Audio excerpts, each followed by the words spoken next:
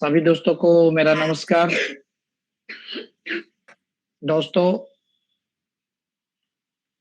आज मुझे लग रहा है 29 तारीख है और हमारा कारवां जो था वो 31st का था, जो बहुत ही करीब है।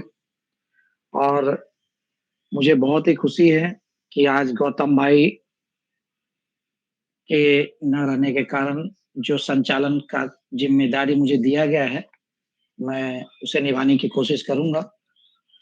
और इसी के साथ हम इस मंच की शुरुआत करने जा रहे हैं। सबसे पहले मैं दोस्तों आप लोग को बताना चाहूँगा कि थोड़ा-सा मैं इसमें बहुत सारे हमारे भाई हैं, जो ट्रेडिंग बिज़नेस से भी हैं और बहुत सारे लोग हैं जो डायरेक्ट मार्केटिंग से भी हैं। तो इस 6 महीने के दौरान जो भी मेरा जो अनुभव रहा है, मैं आप लोगों के साथ शेयर करना चाहता हूँ। जहाँ तक मैंने जाँचा है, परखा है इन चीज़ों को कि डायरेक्ट सेलिंग अपनी इंडिया में 1998 से 2000 करीब में बीच में मतलब ये इंडस्ट्री की शुरुआत हुई। और मुझे लगता है कि कोई भी इंडस्ट्री सही या गलत नहीं होती, उसे सही और गलत हम जैसे लोग बनाते हैं। आज भी देखिए हिंदुस्तान में बहुत सारी कंपनियाँ हैं। अगर मैं 10-12 कंपनियों को छोड़कर कुछ एक गिनी-चुनी कंपनियों का नाम लूँ, जैसा कि आप सभी को अगर नॉलेज होगा तो इन कंपनियों का आप नाम भी जानते होंगे। लाइक जैसे वेस्टीज है, आरसीएम है या मोदी केयर है। आज 15-15, 20-20 साल से ये कंपनियाँ हमारे भारत में रन कर रही हैं। क्यों कर रही हैं? क्योंकि इनकी नियत और नीति में कोई बदलाव नहीं है। इनकी एक ही सोच है कि हमें पैसा कमाने के साथ-साथ हमें लोगों की भलाई भी करनी है। पैसा तो कमाना एक मुद्दा होता है किसी भी कंपनी का, बट उसके साथ-साथ हमारे देश के ग्रोथ में भी हमें योगदान देना है। और ऐसी ही कंपनियाँ हैं जो हमारे इंडस्ट्री को डायरेक्ट सेलिंग में इतिहास भी रच रच रही हैं।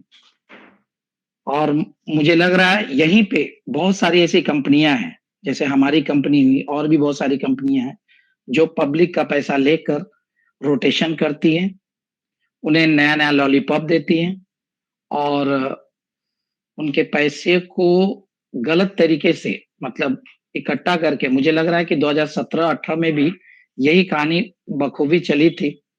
और मैं इस इंडस्ट्री से इतना इत्तेफ़ाक नहीं रखता था, लेकिन जब मैं यहाँ फँसा, उसके बाद जो थोड़ी जानकारी मैंने ली है, उसी को मैं शेयर कर रहा हूँ आपके बीच। और आपको लग रहा होगा कि डायरेक्ट सेलिंग की चीज़ों को शेयर करने से क्या मतलब है? ज़रूर सर मतलब है, क्योंकि देखिए इससे आप रिलेट कर पाएँगे कि हमारी जो ई-स्टोर कंपनी है, इन्होंने कहाँ चूक की, कैसे इनसे गलतियाँ हुई। आज मैं उन सभी मुद्दों पर चर्चा करूँगा। हमारे गौतम भाई बाकायदा आप लोगों को भली-भाँति कंपनी के बारे में समय-समय पर जानकारियाँ देते रहे हैं और मुझे लग रहा है कि पहली बार मुझे मौका मिला है इन चीज़ों को शेयर करने का। तो आज मैं मेरे जो जानकारी है, उस मुताबिक मैं अपनी बातों को ज़रूर रखूँगा। तो देखिए डायरेक्ट सेलिंग कोई बुरी चीज़ नहीं है। आज हम बाहर की कंट्री में जाएँ, जैसे अमेरिका हुआ, फ्रांस हुआ, जापान हुआ या चाइना हुआ, वहाँ देखिए आज लोग मतलब मैं एक अमेरिका का उदाहरण लेता हूँ, जो अपने आप में सबसे शक्तिशाली देश है।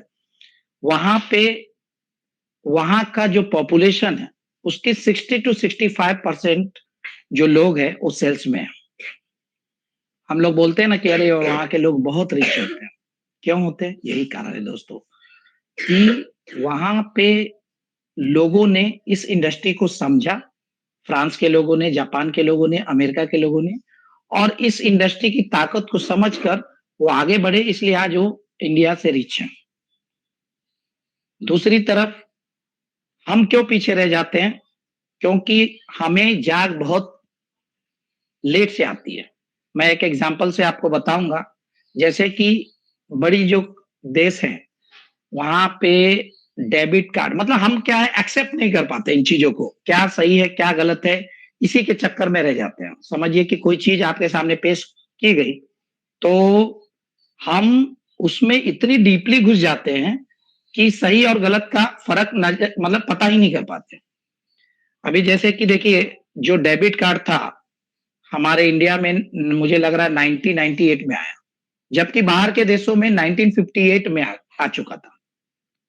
क्योंकि हमें बिलीव ही नहीं होता था कि अरे यार कार्ड भी पैसा निकाल सकता है, कैसे पॉसिबल है? इसके लिए देखिए 1998 में सारे देशों में डेबिट कार्ड जितने भी डेवलप कंट्री हैं वहां आ गया और यहाँ पे हमारे देश में 1998 में आया क्योंकि हम 40 साल बाद इस चीज पे विश्वास कर पाए यही कारण है। तो मैं यहाँ यही कहूंगा कि कोई भी इंडस्ट्री खराब नहीं होती, उसे खराब करने वाले लोग फैजान जैसे लोग होते हैं, मुकेश त्यागी जैसे लोग होते हैं। कोई भी इंडस्ट्री खराब नहीं होती दोस्तों। और जिस तरीके से इन्होंने बिजनेस को डेवलप किया, अब ये बता रहे हैं कि 2018 से इन्होंने, मैं खुद 2021 में पेमेंट डाला था और 2018 से इन्होंने ग्रोसरी बिजनेस का स्टार्ट किया था।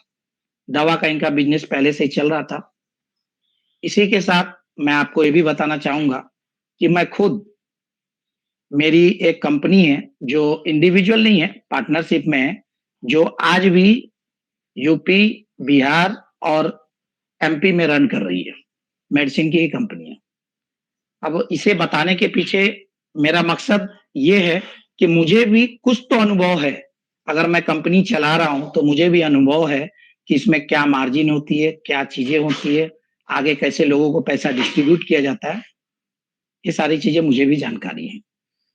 आपको ये भी पता होगा कि 15 साल से मैं ऑटोमोबाइल इंडस्ट्री में हूँ, जो मेरा इंडिविजुअल बिजनेस है, उस ऑलरेडी मैं रन कर रहा हूँ और इन्हीं सब चीजों को देखते हुए मैंने यहाँ पे पेमेंट लगाया था। बट मुझे नहीं पता था कि ये लोग नेटवर्कर तो हैं लेकिन सेट वर्कर भी हैं। देखिए, नेटवर्कर और सेट वर्कर दोनों में फर्क होता है।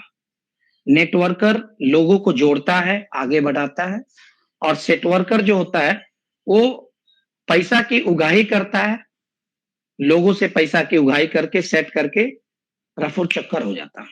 और यही कारण है कि हमारे इंडिया में देखिए, अगर आप किसी को जाते हैं ये बोलने के लिए, अरे भैया ये बहुत अच्छा चीज है, आप इसे करो, बहुत अच्छी चीज है, बहुत अच्छी लाइन है, देखिए वो दूर भागता है। क्यों भागता है भैया? क्योंकि आए दिन हर 2 साल 3 साल में हमें सुनने को मिलता है, अरे फला कंपनी का शटर डाउन हो गया, अरे फला कंपनी ने तो लोगों का पैसा लेके भाग गई। तो ये कहानी मुझे लग रहा है 20 सालों से चली आ रही है। मुझे करीब-करीब 2012 से ज़्यादा शुरुआत हुई है इसकी। और क्यों? इसकी देखिए, कोई भी संस्था को रेगुलेट करने के लिए गवर्नमेंट की तरफ से एक संस्था होती है जो उस एक कंपनी को रेगुलेट करती है।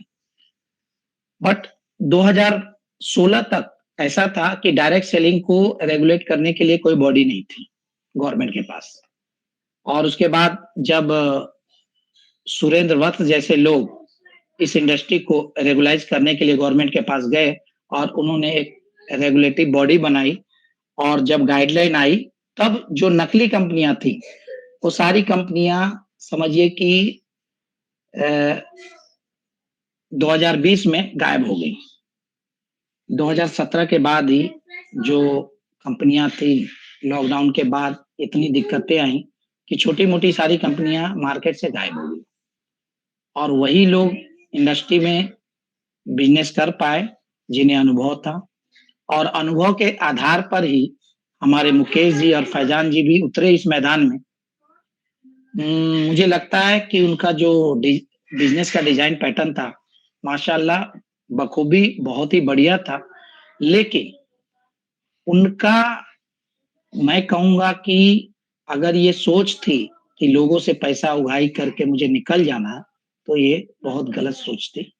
आज इसी का नतीजा है कि इतना बड़ा टर्नओवर और इतनी बड़े, मतलब ये खुद बोलते हैं कि 50 लाख आईडी हैं। हमारे कंपनी में 50 लाख आईडी है।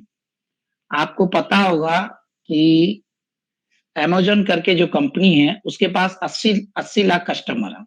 तो मैं मेरे हिसाब से मतलब ये इंडिया की सेकंड लार्जेस्ट कंपनी थी। अगर इस हिसाब से देखा जाए, तो इंडिया की सेकंड लार्जेस्ट कंपनी थी। फिर भी आप धराशायी हो गए, तो आखिर इन्होंने चूक कहाँ की? अब हम उस मुद्दे पे आते हैं कि आखिर इन्होंने चूक कहाँ की? देखिए, दवा का बिज़नेस ऐसा है, मोर प्रॉफिटेबल है, क्योंकि मेरा खुद का बिज़नेस ही है, तो मुझे पता है कि कितने में दवा बनती है, कितने की एमआरपी होती है, कितने में डिस्ट्रीब्यूशन होता है, कितने में सीएनएफ को बाँटा जाता है, रिटेल काउंटर में कितना जाता है, कस्टमर को कितना जाता है।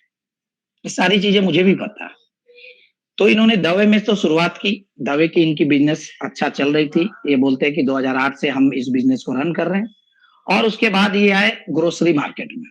ठीक है भैया, 2018 से आप आए ग्रोसरी मार्केट में। लॉकडाउन होने के बाद आपको भी पता है कि ग्रोसरी का मार्केट और दवा का मार्केट बड़ी तेजी से उभरा। सभी लोग इस बिज़नेस में कूद गए। क्यों? क्योंकि उन्हें लगा कि यार लॉकडाउन में तो यार यही 2 बिज़नेस चल रहा था, ग्रोसरी और दवा। आपको भी पता होगा सारे बिज़नेस बंद थे और यही कारण है मेरा भी इस बिज़नेस में इनके साथ उतरने का यही रीज़न था कि आखिर डायरेक्ट सेलिंग क्या होती है, ये लोग इस बिज़नेस को कैसे रन करते हैं। ट्रेडिंग बिज़नेस का तो मुझे अनुभव था, लेकिन डायरेक्ट सेलिंग का मुझे अनुभव बिल्कुल नहीं था। और इसी के साथ मैंने देखा कि मैं खुद दिल्ली गया था, कंपनी अच्छे से सर रन कर रही थी। लेकिन दोस्तों मैं एक बताना चाहूँगा कि इन्हें भले डॉक्टर फैज़ान जी को अगर दवा का अनुभव था, तो ग्रोसरी मार्केट का इन्हें बिल्कुल अनुभव नहीं था। ये मेरा एक्सपीरियंस कहता है। मैं जिस तरीके से इनके ऑपरेशन को ऑब्ज़र्व किया हूँ मेरे काउंटर पे, उस अनुभव के आधार पर मैं ये कह सकता हूँ कि इन्हें ग्रोसरी मार्केट का बिल्कुल अनुभव नहीं था। इन्होंने मुकेश त्यागी जैसे बंदे को पकड़ा, पता नहीं अभी लोग मार्केट में कहते हैं कि मुकेश त्यागी जी पहले क्या नाम है बिग बाज़ार में थे, इसमें थे। अरे भाई साहब, इतनी बड़ी कॉर्पोरेट कंपनी क्या ऐसे ही बिज़नेस रन करती है क्या? शर्म आनी चाहिए आपको। आप बोलते हैं बिग बाज़ार में मैं काम करता था, जो भी एसएम, आरएसएम जो भी होंगे आप, मुझे नहीं पता। लेकिन क्या बिग बाज़ार या रिलायंस जैसी कंपनियाँ क्या ऐसे रन करती हैं? भाई साहब, अगर माल खत्म हो जाता था दुकान पे, तो 1 हफ्ता मैनेजर ऑर्डर डालता था इनके हेड ऑफिस में, कि ये चीज़ें खत्म हो गई है और उनका जो मेल है ना, हेड ऑफिस से रिवर्ट मेल आता था 15 दिन बाद, जब तक वो महीना बिल्कुल खत्म हो जाता था। ये तो हालत थी। मतलब इनका ऑपरेशन सिस्टम बिल्कुल ज़ीरो, मैनेजमेंट सिस्टम बिल्कुल ज़ीरो, हेड ऑफिस का सारा सिस्टम बिल्कुल ज़ीरो। देखिए, किसी भी कंपनी को चलाने के लिए प्रॉपर वे में हर चीज़ अलग-अलग होती है। अरे आप कस्टमर आप बोल रहे हो 50 लाख आईडी है हमारे पास, यानी 50 लाख कस्टमर हो गए आपके पास। सर इतने मतलब इससे बड़ी कंपनी और कहाँ होगी? मुझे तो आश्चर्य लगता है कि साहब जिसके पास 50 लाख कस्टमर थे, वो बिज़नेस को रन नहीं कर पाया। क्यों? क्यों? यही कारण है सर, क्यों के पीछे ही बड़ा राज है। क्योंकि इनकी प्लानिंग बिज़नेस को चलाना था ही नहीं। मैं आपको बता दूँ, मेरा पेमेंट डालने के बाद आज मैं ये सारे अनुभव क्यों आपको शेयर कर रहा हूँ? क्योंकि मुझे मौका मिला आज ये चीज़ों को बोलने का। मेरा पेमेंट डालने के बाद 2.5 महीने तक मेरा एग्रीमेंट नहीं बना था। कैसे-कैसे पीछे पड़ के मेरा एग्रीमेंट बना। उसके बाद संतोष परब करके यहाँ बंदा है, यहाँ के लीडर है मुंबई के। मुझे हँसी आती है उनके ऊपर। आपको बिलीव नहीं होगा, जब 2.5 महीने बाद उनके पीछे मैं पड़ा कि भाई मेरा स्टोर खुल क्यों नहीं रहा है? तो बोलते भैया एग्रीमेंट होता रहेगा, आपका स्टोर खोलेंगे, आप टेंशन ना लें। 2.5 से 6 महीना हो गया और 6 महीने तक मेरा स्टोर नहीं खुला। आप बिलीव नहीं करेंगे, अक्टूबर में मैंने पेमेंट डाला 2021 को और मेरा स्टोर खुला है अप्रैल में। जब कंपनी की एंड पोजीशन थी, मतलब ये भागने की तैयारी में थे। यूँ बोल सकते हैं कि ये भागने की तैयारी में थे, हमें लेट पता चला, ये दूसरी बात था। और 23 अप्रैल को मेरा स्टोर ओपन होता है और 1.5 महीने बाद ही शटर डाउन हो जाता है। अब बताइए, कितने बड़े कॉर्पोरेट के जानकार है ये। मतलब आपको बता दूं, नवंबर से लेके अप्रैल तक, इवन जून तक, अनिल यादव यहाँ के बहुत बड़े लीडर हैं, उनका ही कहना था कि सर अब भी मेरी टीम से 12 करोड़ रुपए गए हैं कंपनी को। जून की बात कर रहा हूं भाई साहब, जब इन्होंने, जबकि अप्रैल मई में ही कंपनी बंद होने की घोषणा कर दी थी, और जून में इनकी कंपनी में जून तक 12 करोड़ रुपए गए हैं मुंबई के एक बेल्ट से, सेंट्रल बेल्ट से। आप सोचिए कि जून तक जाने वाला पेमेंट, उसके बावजूद भी ये बोलते हैं हमारे पास पेमेंट ही नहीं है। अब पेमेंट की कहानी तो गौतम जी ने आपको बखूबी बता दी है कि इन्होंने कहाँ कहाँ पैसे डाले हैं, कहाँ क्या क्या क्या किया है। ठीक है, मैं मानता हूं हर इंसान से गलती होती है, आपसे भी हुई, आपने कॉइन में पैसे डाल दिए या एफडी करा या जो भी किया। तो किसी भी बिजनेस में अगर अप एंड डाउन आती है तो इसका मतलब ये नहीं कि बिजनेसमैन अपने बिजनेस को बंद करके भाग जाता, एमडी जाके दुबई में बैठ जाता। और 3 महीने तक कहानी यही थी कि सारे के फोन स्विच ऑफ और कोई कुछ नहीं कर पा रहा था। हम जैसे मतलब 50 लाख 25 लाख डालने वाले लोग भी एकदम पस्त थे। मैनेजर फोन नहीं उठा रहा है, ऑफिस का कोई स्टाफ फोन नहीं उठा रहा है, करे तो करे किसको कांटेक्ट करे। भाई साहब मैं बता दे रहा हूं दोस्तों कि हम लोग इतना परेशान थे कि हमें समझ में नहीं आ रहा। हम तो लीडरों को गाली दे रहे थे कि साले तूने पैसा लगवाया, तू ही बता क्या करें हम। जब इनके, मैंने, मुझे आज भी याद है जब मैं सुशांत सिंह को फोन करता था तो ये बंदा बोलता था मुझे नहीं मालूम, आप डायरेक्ट त्यागी जी को फोन करो, और त्यागी जी घंटा फोन नहीं उठाते। एमडी और सीएमडी सारे मैसेज तो हम कर रहे हैं लेकिन कोई रिप्लाई नहीं। लेकिन